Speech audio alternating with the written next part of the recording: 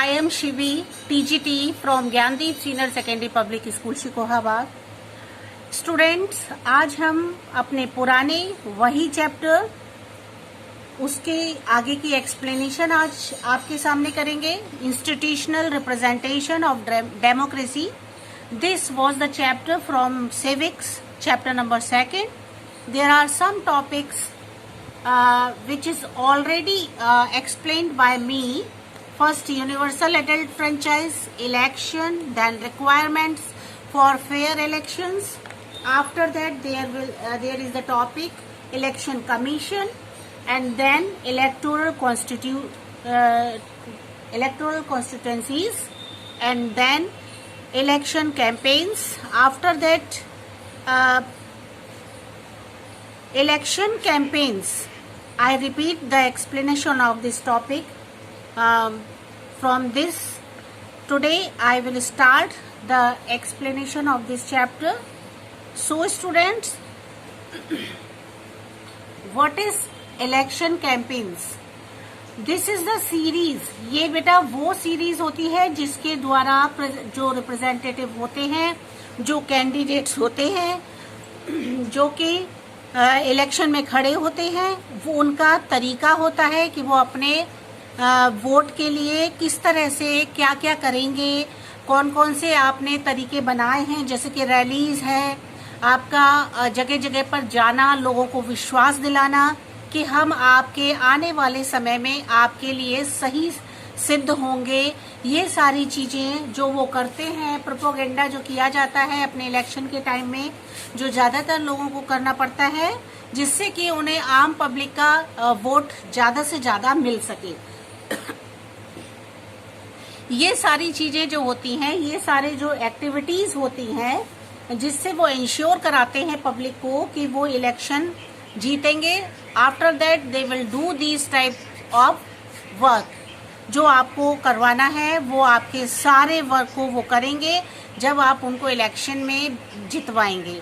तो वो जो तरीके होते हैं, जो प्रोपोगेंडा करने का सिंबल मिलने के बाद, वो कहलाता है उनका कैंपेन्स। ठीक है, तो ये भी हमारा पहले ही एक्सप्लेन हो चुका था। इसके बाद जो आपका नेक्स्ट टॉपिक आया था बच्चों, उसमें वो था प्रोसेस ऑफ इलेक्शन पोलिंग। क्या प्रोसेस होता है इलेक्शन में पोलिंग का, किस तरीके से वो इस प्रोसेस को चलाते हैं, है ना। तो जिस दिन इलेक्शन होता है उस दिन वो पोलिंग बूथ पर अलॉट करते हैं टू केस देयर वोट्स, उसको आगे बढ़ाने के लिए, वोट्स को इलेक्शन के लिए उसमें अलॉटिंग कराते हैं वो। उसके बाद to ensure that people can cast their vote without any fear, फिर उनको जो वहाँ के लोग होते हैं उनको वो ये विश्वास दिलाते हैं कि बिना किसी फियर के, विदाउट प्रेशर फ्रॉम एनीवन, कोई भी प्रेशर दूसरों पर नहीं डाला जाता है। Voters can their vote in secret. जो वोटर्स होते हैं वो अपने वोट को पूरी सीक्रेसी के साथ में दे सकते हैं, और इस तरह से वो अपने पोलिंग बूथ को सेफली सारे काम वहाँ के करते हैं। Nobody except the person who votes knows who he or she has voted for. कोई भी वहाँ पर जितनी भी पब्लिक होती है या जो कैंडिडेट होते हैं, वो कोई भी नहीं जानता कि वोट कौन किसको देने वाला है, क्योंकि ये भी सीक्रेट रखा जाता है, कोई किसी को नहीं बताता। This is called secret ballot. वहाँ एक बॉक्स जैसा होता है जिसमें आपकी जितनी भी स्लिप्स होती हैं, आफ्टर द वोटिंग उसके अंदर उसको डाल दिया जाता है, जिसे सीक्रेट बैलेट कहा जाता है। Nowadays voters in India cast their vote through electronic voting machines. आज के समय में जबकि सभी कुछ इलेक्ट्रॉनिक हो चुका है, तो अब स्टूडेंट्स क्या होता है कि एक इलेक्ट्रॉनिक मशीन होती है, वोटिंग मशीन, उसके थ्रू उसमें वोट डाला जाता है, जिससे कि अब फिर वो आपका उसमें एक आवाज जैसी होती है, जिससे आपको पता चल जाता है कि आपका वोट जो है कन्फर्म हो गया। People cast their vote by just pressing a button. केवल लोगों को उसमें पीपल को क्या करना होता है कि उसमें एक बटन जैसा होता है, उसको प्रेस करना होता है, बस जिसके भी सामने उन्होंने प्रेस किया वो वोट उसके लिए चला जाता है। तो ये प्रोसेस होता है इलेक्शन का, पोलिंग पर किस तरीके से पोलिंग बूथ पर किस तरह से वो इलेक्शन कराए जाते हैं। तो ये इसमें वो तरीका बताया है। फिर है बेटा एक और इम्पॉर्टेंट टॉपिक है, वो है डिक्लेरेशन ऑफ रिजल्ट। रिजल्ट को किस तरीके से डिक्लेयर किया जाता है वो आपको इस पैरा में समझाया जा रहा है।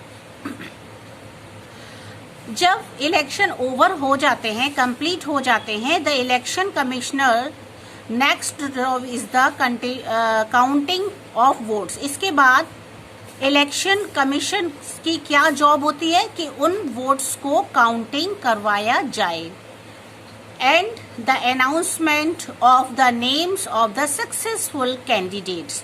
और जब काउंटिंग होने के बाद में ये पता चलता है कि कौन सा कैंडिडेट जीता है तो उसको सक्सेसफुली अनाउंस करवाना, उसको बताना।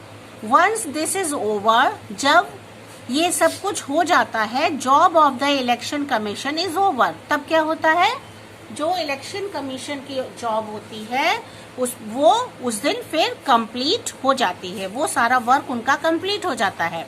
क्यों कि रिजल्ट डिक्लेरेशन हो चुका होता है। इतना काम होता है हमारे इलेक्शन का। आफ्टर दैट कुछ इम्पॉर्टेंट पॉइंट्स और हैं जो हमें जानना जरूरी है। Absolute and simple majority. तो बच्चों आपके मन में आता होगा कि ऑब्सोल्यूट और सिंपल मेजॉरिटी क्या होता है, ठीक है। तो मैं आपको इसे थोड़ा सा समझाना चाहूंगी बच्चों, इसे ध्यान से देखो। देखिए ऑब्सोल्यूट मेजॉरिटी जो होती है ये वो कहलाती है जिसमें 50% ऑफ मेंबर्स प्रेजेंट और वोटिंग। ये पार्लियामेंट में जो बिल पास किए जाते हैं उसके लिए मेंबर्स की, जितने भी मेंबर्स होते हैं उसमें से 50% मेंबर्स का प्रेजेंट होना जरूरी होता है। उसके बाद जो बिल पास किए जाते हैं वो हमारे सिंपल मेजॉरिटी के अंतर्गत आते हैं, क्योंकि उसका 50% कर दिया जाता है। जितने भी मान लीजिए 545 वहां पर आपके मेंबर्स होते हैं, जिसमें कि आपके 500 मान लीजिए मेंबर्स वहां पर प्रेजेंट हैं, उसमें से 250 हाफ कर दिया, तो 50% जो होते हैं वो मेंबर्स इसमें होना चाहिए। उसके बाद जो बिल होते हैं वो वहां पर उनको पास कर दिया जाता है, उनको आगे बढ़ा दिया जाता है। ये हमारा सिंपल मेजॉरिटी के अंतर्गत आता है। इसमें कौन कौन से बिल पास होते हैं? Ordinary bills, money bills, financial bill.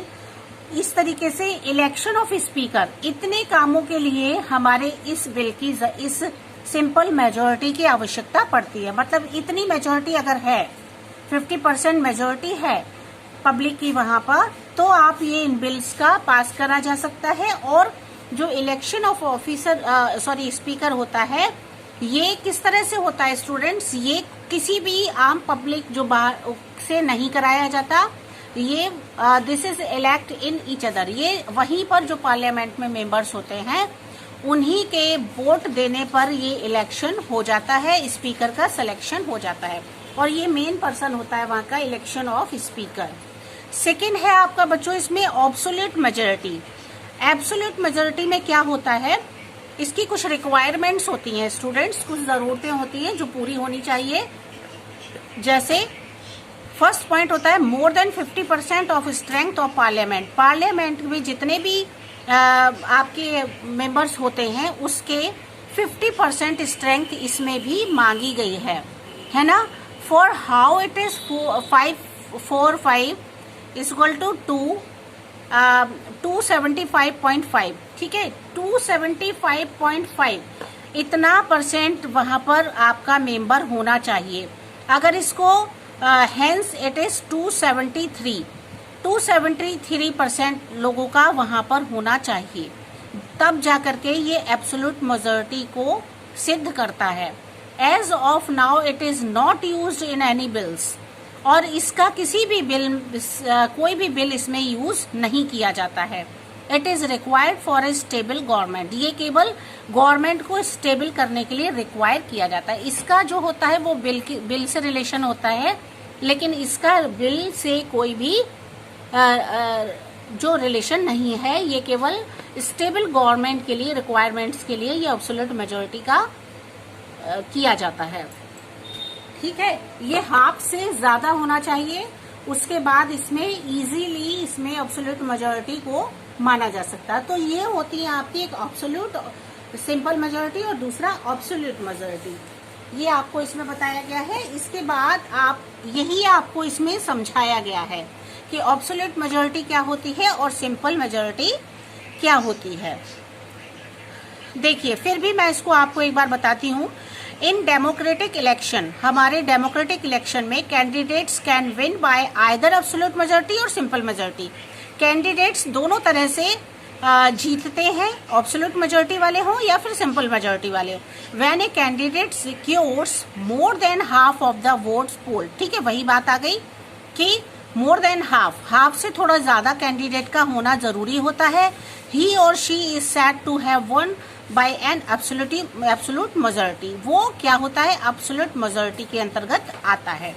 फिर भी कभी कभी the votes polled may be divided in such a way that none of the candidates may get an absolute majority. कभी कभी क्या होता है कि डिवाइडेशन हो जाता है हमारे पोलिंग पर, और उससे वोट्स के लिए जिसमें कि कैंडिडेट जो होता है वो एब्सोल्यूट मेजॉरिटी के अंतर्गत भी काम नहीं कर पाता है। In such a case the person who gets the most votes, इस ऐसी परिस्थिति में क्या होता है, वो इंसान जिसको कि बहुत ज्यादा वोट मिले होते हैं, even if it is only one more than that one by his rival, उसको एक से ज्यादा वोट मिले होते हैं, या फिर declare the winners bye simple majority, उसको सिंपल मेजॉरिटी से का विनर डिक्लेयर कर दिया जाता है। अगर उसको जो वोट है उसकी संख्या कम है तो उसको डिक्लेयर कर दिया जाता है कि वो विनर है सिंपल मेजॉरिटी के according. Next time elections are held in your state और इन कंट्री, अगले समय में फिर नेक्स्ट टाइम क्या होता है, जब उसका टाइम आता है तो स्टेट और कंट्री के इलेक्शंस भी फिर शुरू कर दिए जाते हैं। Listen to the result carefully, अपने रिजल्ट को वो बहुत ध्यान से सुना जाता है। You will find that only a few candidate win by absolute majority, most win by simple majority. जो एब्सोल्यूट मेजॉरिटी के द्वारा चुने गए लोग होते हैं वो कम होते हैं, और सिंपल मेजॉरिटी के द्वारा जो चुने जाते हैं वो उनकी संख्या ज्यादा होती है।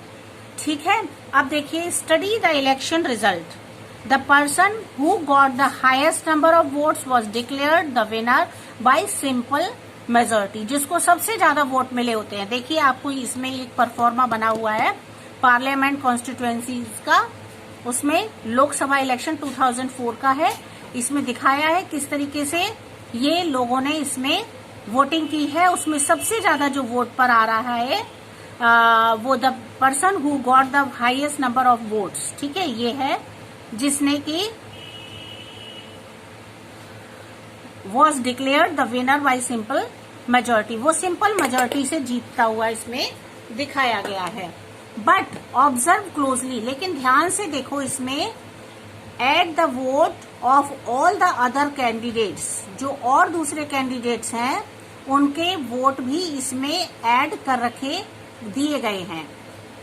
वॉट डू यू फाइंड, आप इससे क्या अंदाजा लगाते हो? Yes, it adds to more than what the successful candidate got, जो इसमें रिजल्ट जोड़े गए हैं इसमें वास्तव में किस तरीके से इनको सक्सेसफुली ऐड किया गया है, किस तरह से इनको दिया गया है परसेंटेजेस का।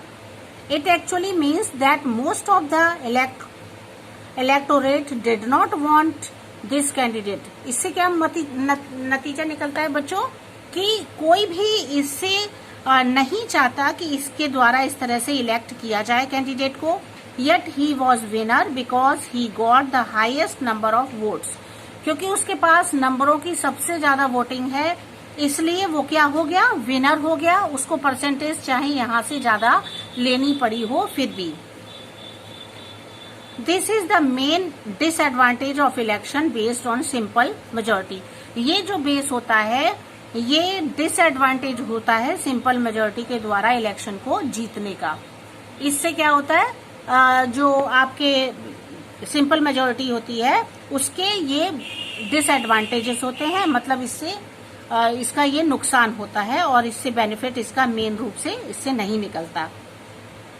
फिर है आपका फॉर्मेशन ऑफ गवर्नमेंट। गवर्नमेंट का क्या फॉर्मेशन होता है इलेक्शन के थ्रू, तो आप वो देखेंगे। इसमें क्या होता है, the party that wins the majority, वो पार्टी जो कि मेजोरिटी को जिताती है, of seats get qualified to form the government, seat के लिए उसको रिक्वायर किया जाता है, वो क्वालिफाइड होता है गवर्नमेंट के लिए। The party meets to elect a leader, party अपने एक लीडर को जिताती है from among the successful candidates, एक अच्छे सक्सेसफुल कैंडिडेट को दे करके।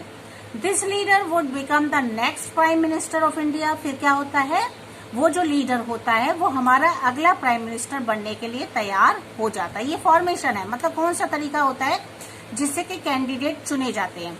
व्हाट ए नेशन डज, तब हमारा राष्ट्र क्या करता है, विच डायरेक्शन इट टेक्स, वो क्या डायरेक्शन दी जाती है, how it handles both national और इंटरनेशनल इश्यूज, किस तरीके से नेशनल राष्ट्रीय और अंतर्राष्ट्रीय इश्यूज को किसी के हैंडल कैसे कर दिया जाता है। All depends on the party that runs the government, सारी पार्टीज की का जो उस पार्टी का डिपेंडेंट करना, उस पर छोड़ देना, किस तरह से हमारी गवर्नमेंट आगे बढ़ती है उसको देखना। इन शॉर्ट, कम शब्दों में हम ये कह सकते हैं कि द सक्सेस और फेलियर ऑफ ए गवर्नमेंट, आपकी सरकार का पास होना या फेल होना, है ना। सक्सेस और failure of government depends on the policies of party, वो किस पर डिपेंड करता है, पार्टी की पॉलिसीज, नीतियां, है ना, क्या नीतियां बनाई गई हैं उन पर डिपेंड करता है। दैट हेड्स द नेशन, जो कौन होता है, राष्ट्र का हेड बना दिया जाता है उसको, वही हमारे देश को फिर चलाने लगता है। ठीक है, तो फिर इतना आपने देखा। अब देखिए पॉलिटिकल पार्टीज, आपको पता है अपने यहाँ भी बहुत सारे डिवाइडेशन है पॉलिटिकल पार्टीज के। हमारे यहाँ तो बहुत सारी इंडिया में पार्टीज हैं, जैसे कि INC, Indian national Congress, Janata Dal, Bharatiya Janata party, BJP जिसको कहते हैं, communist party of India, CPI, Samajwadi party, Dravida Munnetra Kazhagam जो डीएमके कहलाता है, और Shiv Sena, all India Anna Dravida Munnetra Kazhagam, IADMK, है ना, तेलुगु देशम पार्टी, TDP, कितनी सारी पार्टीज हैं हमारे इंडिया के अंदर। मुस्लिम लीग, शिरोमणि अकाली दल, SAD, है ना, इस तरह से ढेर सारी हमारे यहाँ पॉलिटिकल पार्टीज हैं जिसके के नाम पर बहुत सारे लोग खड़े होते हैं। What are these नेम, ये नेम क्या हैं? These are the names of the political parties of India. ये भारत की पॉलिटिकल पार्टीज हैं, उनके ये सारे नाम हैं। A political party is a group of people, political party क्या होता है, एक लोगों का ग्रुप होता है, who voluntarily decide to enter the politics, वो डिसाइड करते हैं कि हमें पॉलिटिक्स में कैसे एंटर करना है, and who aspire to run the government if elected to power, अगर वो इलेक्ट किए जाते हैं, पावर में आते हैं, तो गवर्नमेंट के रूप में वो रन करने लगते हैं, है ना, चलने, मतलब वो सरकार में आ जाते हैं। इस तरह से कितने सारे प्रोसीजर होते हैं जो कि पॉलिटिकल पार्टीज को करने पड़ते हैं। उसके बाद देखिए, in a democracy there are many political parties. हमारे डेमोक्रेसी में बहुत सारी पॉलिटिकल पार्टीज हैं। Every political party has a set of views on important issues, हर पॉलिटिकल पार्टी का एक अपना व्यू होता है ना, कुछ उसके इश्यूज होते हैं। Parties are known for the stand they take on issues like the country's foreign policy. Parties किस तरह से जानी जाती हैं कि वो स्टैंड कर सके अपने कंट्री के जो फॉरेन पॉलिसीज हैं, मतलब हमारे विदेशी पॉलिसीज हैं, रिलीजन है, सोशल इश्यूज हैं, इकोनॉमिकल इश्यूज हैं, इन्फ्लेशन है, लोन है, फार्मर्स है, इन सब के लिए वो स्टैंड कर सके, मतलब इन सबको वो संभाल सके। A person supports the party, एक इंसान, एक पर्सन पार्टी को सपोर्ट करता है which has the view most acceptable to him और हर, जो कि वो या तो हिम या हर कोई भी हो सकता है, वो एक्सेप्ट करता है इन सारे व्यूज को। ठीक है, इतना समझ में आया। अब थोड़ा आगे और देखते हैं।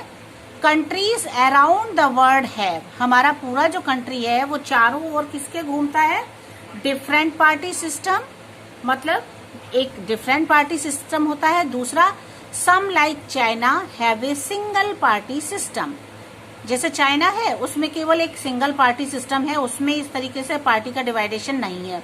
लेकिन हमारा जो कंट्रीज है, बहुत सारे कंट्रीज है, उसमें क्या होता है, बहुत सारे डिफरेंट पार्टी सिस्टम होते हैं, और जिसमें एक होता है उसको सिंगल पार्टी सिस्टम कहते हैं। ठीक है। Here the people of the country, यहाँ लोगों के देश के जो लोग होते हैं, have a limited choice of candidates, ये इनके पास लोगों की चॉइस जो होती है वो बहुत कम होती है। All the candidates are from the same party and party has tremendous power. क्या होता है कि एक आध ही पार्टी होती है तो उनके लिए उसमें पार्टी में डिवाइडेशन नहीं होते हैं और सारे लोग उसी को पावर में लाते हैं। It can at times misuse to crush the freedom of the people. आज के समय में इससे क्या होता है, जो लोगों की आजादी होती है, फ्रीडम होती है, वो लोगों की क्रश होने लगती है, मतलब टूटने लगती है। Some countries like the United States of America, कुछ कंट्रीज ऐसे हैं जैसे कि हमारा अमेरिका है, United States of America USA, and the United Kingdom have the two party system. इसमें कितनी पार्टीज हैं, कितनी मानी गई है, टू पार्टी सिस्टम है, मतलब दो पार्टीज हैं। In the USA, people choose candidates from either the Democratic Party or the Republican parties. USA में क्या होता है, लोग अपने कैंडिडेट को चूज करते हैं या तो डेमोक्रेटिक पार्टी के थ्रू या फिर रिपब्लिकन पार्टीज के थ्रू इलेक्ट किया जाता है। आपका यूएसए में the electorate selects a party based on the stand the party takes on different issues. जो पार्टी होती है उसको डिफरेंट इश्यूज जो है लेने पड़ते हैं। कंट्रीज लाइक इंडिया, हमारे इंडिया में क्या होता है मल्टी पार्टी सिस्टम। अभी आपने देखा ही था यहाँ पर कि हमारे इंडिया में ढेर सारी पार्टी सिस्टम है। Here the electorate can choose from several parties each with its own agenda और plan of action for tackling issues facing the nation. इसमें क्या होता है, अलग अलग पार्टीज होते हैं, उनको लोगों को चुनना पड़ता है और उनके अलग अलग एजेंडाज होते हैं, एक्शंस होते हैं, टेकिंग इश्यूज होते हैं जिनको कि फेस करना पड़ता है और उनको चूज करना पड़ता है आम पब्लिक को किसको हमें इलेक्ट करना है। In India there are two groups of parties. हमारे यहाँ दो तरीके के ग्रुप हैं पार्टीज के, एक नेशनल और दूसरा रीजनल। नेशनल पार्टीज क्या होते हैं, national parties have a base in 4 और मोर स्टेट्स, जिसमें हमारे 4 या उससे ज्यादा स्टेट्स आते हैं। While regional parties contest elections mainly from their respective states और रीजन्स। और जो रीजनल पार्टीज होती है उसमें पर्टिकुलर किसी एक स्टेट पार्टीज की बात की जाती है, उसमें रेस्पेक्टिव स्टेट्स होते हैं या फिर रीजन होता है। ठीक है, इसमें दोनों में इतना अंतर होता है। Regional parties are important as they are concern with the welfare of their state और कम्युनिटी। रीजनल पार्टी जो होती है बेटा वो बहुत इंपॉर्टेंट होती है और it is concern with the welfare, और ये हमारे समाज के वेलफेयर के लिए, स्टेट के वेलफेयर के लिए बनाई जाती है। And they know there needs best, और वो बहुत अच्छे से अपनी जिम्मेदारियों को समझते हैं, जानते हैं। थ्रू दीज रीजनल पार्टीज, ये रीजनल पार्टीज के द्वारा सेंट्रल गवर्नमेंट जो होती है gets understand the situation the region, और गवर्नमेंट की जो वो होती है सिचुएशन को बहुत अच्छे से वो समझते हैं। ठीक है, आज हम इतना ही ले लेते हैं इसको। नेक्स्ट वीडियो में मैं आपको आगे का देने वाली हूँ। ठीक है, आप इसमें से क्वेश्चन निकाल लीजिएगा बच्चों, और आपको इसके अलावा इसमें हार्ड वर्ड्स निकालेंगे और आप अपनी मुझे अटेंडेंस देंगे। और इसके अलावा बच्चों अच्छे से क्वेश्चंस अपने लर्न करते रहिएगा, साथ के साथ पेंडिंग कुछ भी मत छोड़िएगा कि कल कर लेंगे, परसों कर लेंगे, नेक्स्ट डे कर लेंगे, बिल्कुल नहीं। आपको डे टू डे अपना वर्क करना है। जहां जो ना समझ में आए वो लाइव क्लास में आप पूछेंगे मुझसे, ठीक है? ओके बच्चों, बाय बाय।